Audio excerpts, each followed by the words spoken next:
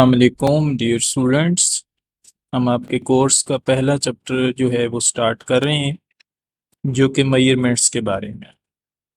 अच्छा, मेजरमेंट है क्या? इसको अगर हम देखें तो मेजरमेंट एक ऐसा प्रोसेस है जिसमें एक फिक्स क्वांटिटी को फिक्स मानकर उसको कंपेयर किया जाता है किसी दूसरी क्वांटिटी के साथ।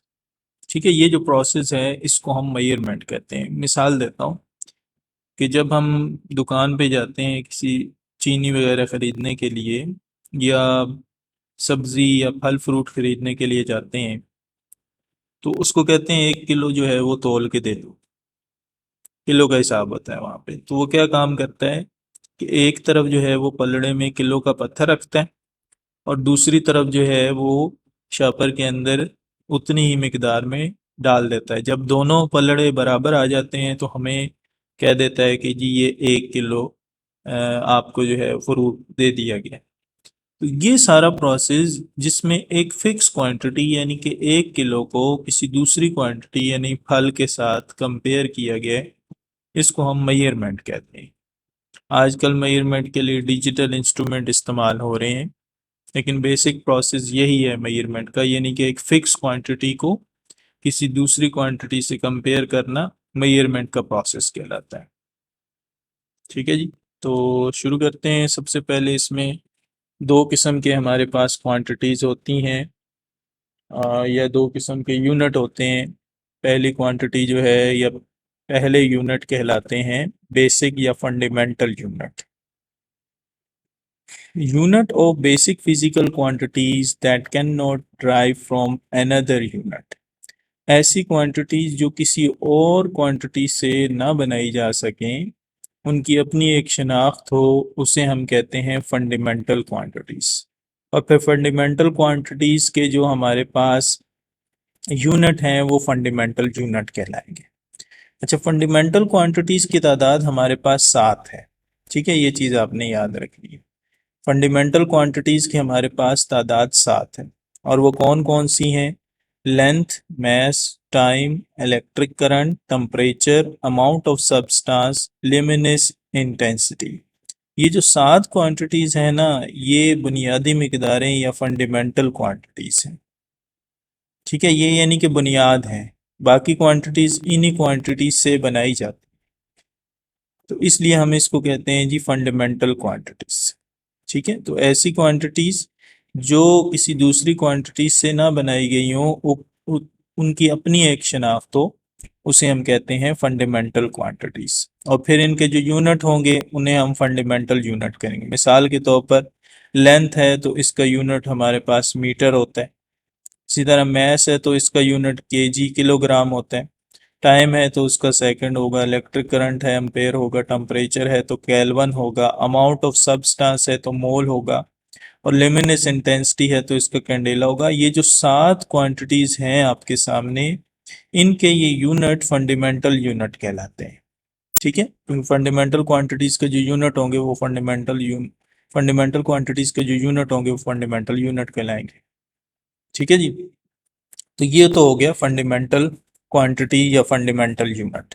अब ड्राइव क्वांटिटीज कौन सी होती हैं? ऐसी क्वांटिटीज जो कि फंडामेंटल क्वांटिटीज से बनाई जाती हैं, उसे हम कहते हैं जी derived quantities. Unit which are express in term of fundamental unit. ठीक है, उनको हम कहते हैं ड्राइव यूनिट्स। अच्छा, ड्राइव क्वांटिटीज को अगर हम समझ लें तो फिर ड्राइव यूनिट भी हम समझ लेंगे। ऐसी क्वांटिटी जो कि फंडामेंटल क्वांटिटी से बनाई जाए, ठीक है, उसे हम कहते हैं ड्राइव क्वांटिटीज। और फिर ड्राइव क्वांटिटीज के जो यूनिट होंगे वो ड्राइव यूनिट कहलाएंगे। मिसाल के तौर पर न्यूटन है, डाइन है, जाउल है, फोर्स है, वर्क है, पावर है। तो लातादाद ऐसी मिकदारें हैं हमारे पास, ऐसी क्वांटिटीज हैं जिन्हें हम ड्राइव क्वांटिटीज बोलते हैं। फिर इनके जो यूनिट होंगे वो ड्राइव यूनिट कहलाएंगे। ठीक है जी, तो नेक्स्ट हमारे पास है तीसरी किस्म की जो क्वांटिटीज होती हैं, उसे हम सप्लीमेंट्री क्वांटिटीज कहते हैं। और फिर इनके जो यूनिट होंगे वो सप्लीमेंट्री यूनिट कहलाएंगे। तो 3 टाइप्स हम पढ़ रहे हैं। मैं दोबारा ज़रा रिपीट कर देता हूँ। हमारे पास तीन किस्म की क्वांटिटीज़ हैं। पहली क्वांटिटी फंडामेंटल क्वांटिटीज़ हैं, दूसरी क्वांटिटी ड्राइव क्वांटिटीज़ हैं, तीसरी क्वांटिटी सप्लीमेंट्री क्वांटिटीज़ हैं। अब जो सप्लीमेंट्री क्वांटिटीज़ हैं ना, वो ख़ास तौर पे एंगल्स के लिए बनाई गई हैं। ठीक है, तो अब ये क्या है, दो किस्म की हमारे पास सप्लीमेंट्री क्वांटिटीज़ हैं और फिर हम इसके यूनिट भी देखते हैं। पहली सप्लीमेंट्री क्वांटिटी है रेडियन। रेडियन किसी भी सर्कल के ऊपर बनने वाला वो एंगल है। देखें, यहाँ पे एक बॉडी है जो ए पोजीशन पर थी। लेट्स सपोज ये पोजीशन थी इसकी। इस पोजीशन से इसने चलना स्टार्ट किया और दायरे में हरकत करना शुरू की इस सिमत में। ठीक है, एंटी क्लॉकवाइज डायरेक्शन में इसने हरकत शुरू कर दी। अब इस दौरान क्या होगा कि ये पहले तो ए पोजीशन पर थी, थोड़ी देर के बाद ये बी पोजीशन पे पहुंच जाएगी। अब अगर हम ये सपोज कर लें कि इसका रेडियस, लेट्स सपोज ये इसका रेडियस आर है। लेट्स सपोज रेडियस इसका 2 मीटर। अब ए से बी के दरमियान में भी उसने इतना रास्ता कवर कर लिया दायरे के ऊपर जितना कि इसका रेडियस था। रेडियस 2 मीटर था, तो ए से लेकर बी तक, यानी यहाँ से लेकर यहाँ तक जो उसने फासला तय किया वो भी 2 मीटर का कर लिया। तो इस वक्त सेंटर के साथ जो एंगल बनेगा वो 1 रेडियन का बनेगा। यानी 1 रेडियन दायरे के सर्कल के ऊपर बनने वाला वो एंगल है जो उस वक्त बनता है जब दायरे में हरकत करता हुआ जिस्म इतना रास्ता कवर कर ले जितना उस दायरे का रेडियस हो। तो फिर हम कहेंगे अब बनने वाला एंगल 1 रेडियन का है। तो रेडियन क्या है? The angle subtended at the centre of the circle by an arc of length equal to radius of the circle. यानी वो एंगल जो उस वक्त बने जब दायरे में हरकत करता हुआ जिस्म इतना रास्ता कवर कर ले दायरे के ऊपर जितना के उस दायरे का रेडियस है। तो फिर जो एंगल बनेगा हमारे पास वो रेडियन का बनेगा। ठीक है, हम सप्लीमेंट्री क्वांटिटीज पढ़ रहे हैं, तो सप्लीमेंट्री क्वांटिटीज में दो टाइप्स हैं आगे, एक रेडियन है और दूसरा स्टीरेडियन है। तो रेडियन क्या हो गया कि रेडियन वो एंगल है जो दायरे के सेंटर पे बनेगा जब जिस्म दायरे में हरकत करते हुए इतना रास्ता कवर करे जितना कि उस दायरे का अपना रेडियस। तो फिर जो एंगल बनेगा दैट इज रेडियन। स्टीरेडियन क्या है? स्टीरेडियन वो एंगल है जो स्फेयर के ऊपर बने। अब स्फेयर और सर्कल में फर्क हमें पता है। स्फेयर जो होता है वो 3 डायमेंशनल, और जबकि हमारे पास जो सर्कल होता है वो 2 डायमेंशनल होता है। सर्कल को आप ड्रा कर सकते हैं, स्फेयर को ड्रा नहीं किया जा सकता। अब स्फेयर के ऊपर बनने वाला एंगल जो होगा वो स्टीरेडियन होगा। और क्या होगा? The angle subtended at the center of the sphere by an arc of surface। अब यहाँ पे हम सरफेस लेंगे, देखें, यानी इस पूरे स्फेयर का इतना सा सरफेस, और इस सरफेस का एरिया जो है वो इस स्फेयर के रेडियस के स्क्वायर के बराबर है। यानी आप किसी भी स्फेयर के ऊपर एक ऐसा एरिया लें कि उसका जो एरिया है वो रेडियस के स्क्वायर के बराबर हो, तो फिर हम कहेंगे कि जो एंगल अब बन रहा है वो स्टीरेडियन का बन रहा है।